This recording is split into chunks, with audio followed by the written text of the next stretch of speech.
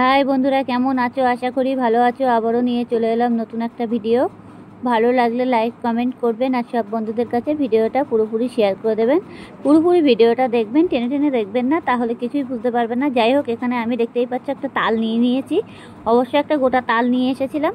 এবার তাড়াতাড়ি করে কি করব, আমি তালটাকে ভালো করে ছেলে আর মেজে নিয়েছি। তালটাকে অবশ্য মেজে নিয়ে আমি এখন এটাকে থালার মধ্যে করে নিয়ে নিয়েছি। এবার তালটা দেখতেই পাচ্ছ, তালের মধ্যে কোনো জল দেওয়া যাবে না, জল দিলে হবে না। তালের মধ্যে হালকাভাবে মেজে নিতে হবে। নিয়ে আমি এই গামলার মধ্যে তুলে নিয়েছি। এই গামলাতে নিয়ে এখন এই গামলার ভিতরে সুজি দিয়ে দেবো। যেটি হোক, অল্প একটু তাল, ছোট বেশি বড় না তালটা, যেটি হোক। এবার সুজিটা দিতে হবে।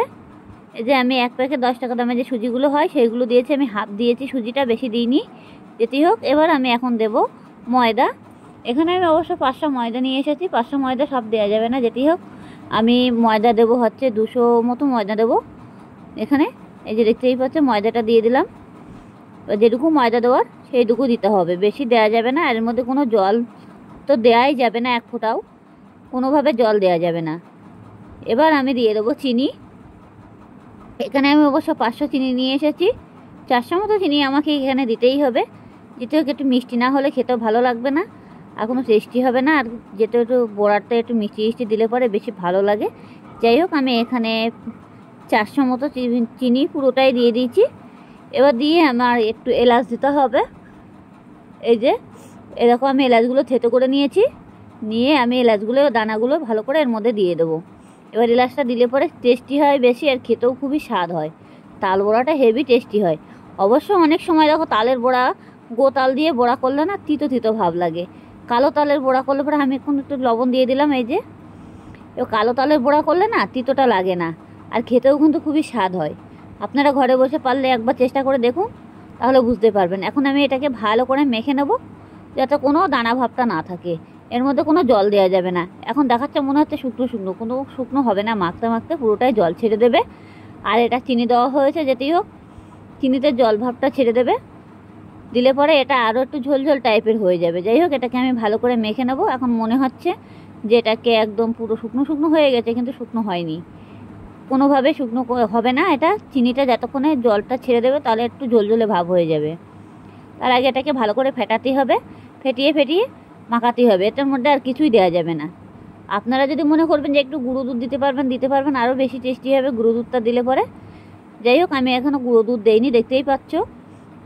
চিনি দিয়েছি, সুজি দিয়েছি, আর ময়দা দিয়েছি। আর এই তালটাকে ভালো করে আমি এখন মেখে নিচ্ছি। আর একটু এলাচ দিয়েছি থেতো করে। এটাকে ভালো করে ময়ান দিয়ে মাখতে হবে, যাতে দোলা ভাবটা না থাকে। ওটা ভালো করে অনবরত মাখতে হবে এটা, আর কি একটু ফেটাতে হবে ভালো করে। তো ফেটাতে ফেটাতে পুরো জল ভাবটা চলে আসবে, একটু ঝোলঝোলের মতন হয়ে যাবে। তাহলে মনে করবে ব্যাটারটা হয়ে গেছে।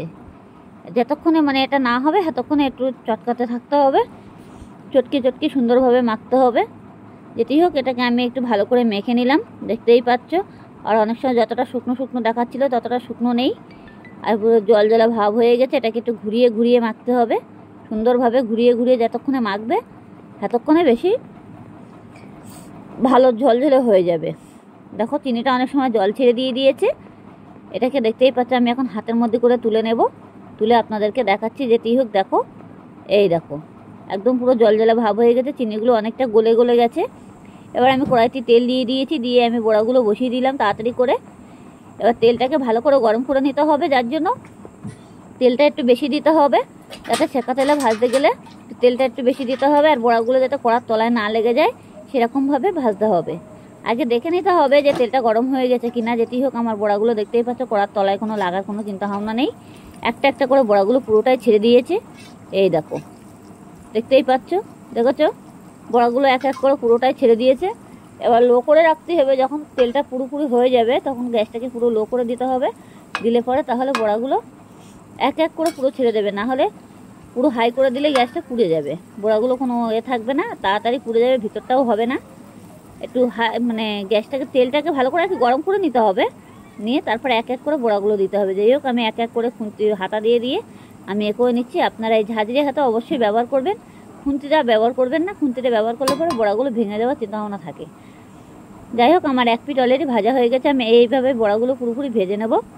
দেখতেই পাচ্ছ কালারটা কত সুন্দর আস্তে আস্তে চলে আসবে। আর গ্যাসটাকে একটু হালকা কমিয়ে দিতে হবে, বেশি বাড়ানো যাবে না, বাড়িয়ে দিলে পরে তাহলে বড়াগুলো পুড়ে যাবে। এরকমভাবে বড়াগুলো পুরোপুরি ভেজে নিতে হবে আমার। যেহেতু আমি আবারও নেড়ে দেবো, নাড়াচাড়া দিয়ে দেখতে হবে যে আমার বড়াগুলো অলরেডি, দেখো বড়াগুলো পুরো কালার চলে এসেছে। আর তেলটাও একটু বেশি দিতে হবে, সবসময় তো তেলটা একটু বেশি দেবে, তাহলে বড়াগুলো একদম ডুবো ডুবো তেলে একদম পুরো ফুরুলির মতন হয়ে যাবে। তালের বড়া ভাজতে বেশি টাইম লাগে না, কিন্তু একটু সময় দিয়ে মাখতে হয়, এটাই একটু সময়। আর একটু 19 থেকে 20 হয়ে গেলে তালের বড়াগুলো কড়া থেকে ওঠে না, দলা পচা হয়ে যায়। একটু সময় নিয়ে কাজ করতে হবে, তাহলে এটা ভালো লাগবে। আর খেতেও কিন্তু খুব দারুণ টেস্টি তালের বড়া। অনেক সময় তালের ক্ষীর করে না, তালের ক্ষীরের থেকে তালের বড়াটা এত টেস্টি হয়, কতদিন ধরে ধরে তালের বড়াগুলো রেখে রেখে খাওয়া যায়, কোনো কিছুতেই নষ্ট হয় না। আর এগুলো কোনো ক্ষতি হয় না। অবশ্যই এটার মধ্যে নারকেল দিলে পরে গ্যাস হয়ে যায়, নারকেল তো আমি দিইনি। নারকেলটা দেবেন না, নারকেলটা দিলে পরে তারপরের দিন তালের বড়াটা খাওয়া যাবে না। অনেক সময় খেতে হয় বাসি, বা অনেক সময় খালি পেটে তালের বড়া খেলে পরে তখন গ্যাস হয়ে যাবে, ওর জন্য তাহলে নারকেল দেওয়া যায় না। আর যদি নারকেল দিয়ে মনে করবেন তাহলে দিনের দিন খেয়ে ফেলতে হবে। এতে হোক বড়াগুলো আমার ভাজা হয়ে গেছে, দেখতেই পাচ্ছ। এখন আমি তুলে নিচ্ছি হাতায় করে, এই যে পাত্রে করে তুলে নিলাম বড়াগুলো। তুলে নিয়ে আমি আবারও দিয়ে দেব, বড়াগুলো দিয়ে তাড়াতাড়ি ভেজে নেবো, দেখতেই পাচ্ছ। অবশ্য সাদা তেলেই ভাজতে হবে, কোনো সরষের তেল ব্যবহার করা যাবে না। সাদা তেলে ভাজলে বড়াগুলো আরও খুবই টেস্টি হবে। আমি আবার দিয়ে দিচ্ছি এক এক করে বড়াগুলো, এই যে ছোটো ছোটো করে দিয়ে দেবো। দেখো কত বড় বড় হয়ে যাবে। আর দেখবে সাবধানে দেবে যাতে হাতে পায়ে না লাগে যায়। ছিটকে বিটকে অনেক সময় হাতে লেগে যায়, কিন্তু হাতে যেন না লাগে সেরকমভাবে দেবে। আপনারা চাইলে চামচে করে দিতে পারো, চামচে করে দিলে পরে কী হবে, অনেকটা সময় লেগে যাবে, এটাই আর কিছু না।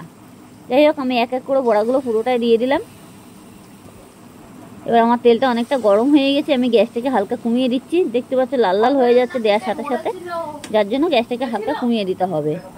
কমিয়ে দিয়ে বড়াগুলো পুরোপুরি ভেজে নিতে হবে।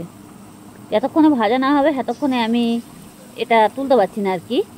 মিডিলের বড়াটা অলরেডি হয়ে গেছে, কেন তেলটা আমার অলরেডি গরম করা বেশি হয়ে গেছিলো, তার জন্য আমি আওয়াজটা কমিয়ে দিলাম। কমিয়ে দিয়ে আমি এখন পুরোপুরি বড়াগুলো ভালো করে সাজিয়ে সাজিয়ে দেবো এক এক করে, যাতে গায়ের উপরে না লেগে যায়। আর মানে একটু দেখে শুনে দেবেন, তাহলে মানে পাশাপাশি একটু ফাঁকা ফাঁকা রেখে রেখে দেবেন, তাহলে দেখবেন গায়ে গায়ে জোড়া লাগবে না। আর তাড়াতাড়ি নাড়াচাড়া দিতেও অসুবিধা হবে না, তাড়াতাড়ি উল্টে ফেলতে যাবে। আর অনেক সময় একটার পরে একটা চাপা দিলে পরে তখন সমস্যা হয়ে যাবে। যাই হোক, আমি এখন পরপর করে পুরোটা সাজিয়ে সাজিয়ে দিয়ে দিচ্ছি। মিডলের বড়াগুলো অবশ্য অলরেডি হয়ে গেছে আমার। যখন আমি এটা নাড়তে পারছি না, আমি হাতে তো আমার এখন দিতে আছি, এর জন্য এইগুলো না দেওয়া পর্যন্ত আমি নাড়তে পারছি না। যাই হোক, আমি এটাকে ভালো করে দিয়ে নিয়ে আগে চারি সাইডটি সাজিয়ে সাজিয়ে দিয়ে তারপরে আমি ওই বড়াগুলো তুলে নেবো। অলরেডি ওইগুলো হয়েও গেছে, ওগুলো আর নাড়াচাড়া কোনো মানে দরকার নেই। মিডলেরগুলো অলরেডি হয়েও গেছে, একটুখানি হালকা একটু উল্টে দিতে হবে আর কি। গ্যাসটা কিন্তু আমার অনেক কমানো আছে, পুরো কমানো আছে, তারপরেও দেখেছো। আর আস্তে আস্তে বড়াগুলো ডুবু ডুবু করে আস্তে আস্তে করে পুরো ফুলে ফুলে উঠবে, একদম পুরো মালপোয়ার মতো হয়ে যাবে। কিন্তু তালের বড়া এত স্বাদ লাগে খেতে, কি বলবো আপনাদের। ঘরে বসে একবার এই রেসিপিটি করে দেখুন, তাহলে বুঝতেই পারবেন কত টেস্টি হয় তালের বড়া। পুরো মিষ্টি ফেলে রেখে তখন এই তালের বড়া খেতে ইচ্ছা করবে। যাই হোক, এখন তো তালের বড়া অনেক সময় বাজার ঘাটে বিক্রিই হয়, সে খাওয়ার থেকে ঘরে বসে খাওয়া অনেক বেটার। বাড়িতে করে খাওয়া আর দোকান থেকে কিনে খাওয়া অনেক পার্থক্য। হয়তো একটা তালের মধ্যে মানে হাজার গুন্ডা ভেজাল দিয়ে অনেক কিছু করে, তার কোনো স্বাদ থাকে না, কিন্তু ঘরে বসে তালের বড়া খাওয়াটাই মজাই আলাদা। যাই হোক, আমার এই বড়াগুলো অলরেডি হয়ে গেছে। এখন আমি হাতা দিয়ে দিয়ে পুরো উল্টে দেবো। এখন দেখতেই পাচ্ছ এইগুলো হয়ে গেছে। মিডলের পজিশনগুলো যেটি হোক, এগুলো আগে দিয়েছিলাম, আমার তেলটা অতিরিক্ত গরম ছিল বলে, সেজন্য এটাকে আমি আগে দিয়ে দিয়েছিলাম। যাই হোক, এখন আমি বড়াগুলো এক এক করে পুরোটাই তুলে নেব। অলরেডি এই বড়াগুলো হয়ে গেছে, এখন এই বড়াগুলো পুরোপুরি তুলে নেব। দেখতেই পাচ্ছ বড়াগুলো কালারও চলে এসছে, আমার ভাজাও হয়ে গেছে বড়াগুলো। এখন আমি এটাকে হাতা দিয়ে দিয়ে তুলে নিতে হবে, তেলটাকে ঝরিয়ে ঝরিয়ে। কালারটাও কত সুন্দর চলে এসে দেখেছো, এই যে। এবার আমি তুলে নিলাম, তুলে নিয়ে অলরেডি বড়াগুলো আমার হয়েও গেছে, তুলে নিয়ে নিলাম।